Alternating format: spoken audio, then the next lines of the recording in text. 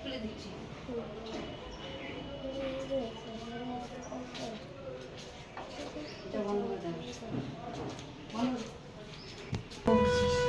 আজ স্কুল থেকে ফিরে এসে আমাদের অনেক কাজ বেড়ে গেছে হলো, তার কারণ হলো এই যে আমাদের যে অ্যাকোরিয়ামটা আছে এখানে দুটো মাছ মারা গেছে। তো এখন সেই মাছগুলোকে আমাদেরকে একটু রেস্কিউ করতে হবে। তো সেটার জন্য আমি আর আমার ছেলে কাজে লেগে পড়েছি। মা বেটা মিলে এখন অ্যাকোরিয়াম পরিষ্কার করবো আমরা।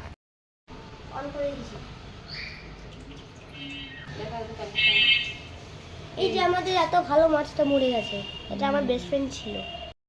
তাহলে না তুমি এটা নাও, মাছটা করো বলো কি রেখে আসো, যাও মাছ নিয়ে তো এক্সপেরিমেন্ট করতে হবে। আচ্ছা একটা খালি বালতি আছে কিনা নিয়ে আসো। এই তো পুরো বড় করে দিই। কোনো খালি বালতি আছে কিনা একটা নিয়ে আসো, যাও নিয়ে আসো। আনো দাদাকে বলো খালি বালতি থাকলে একটা খালি বালতি।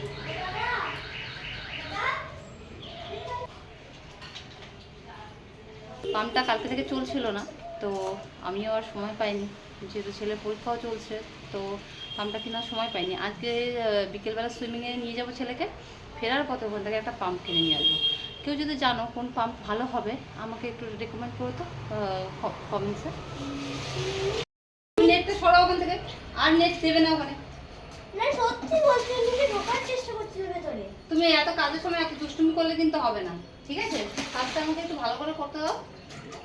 খাবে আমাকে বলো, কম খাবারই দিয়েছিলাম। তুমি সবসময় অনেক বেশি খাবার দিয়ে রেখে দাও।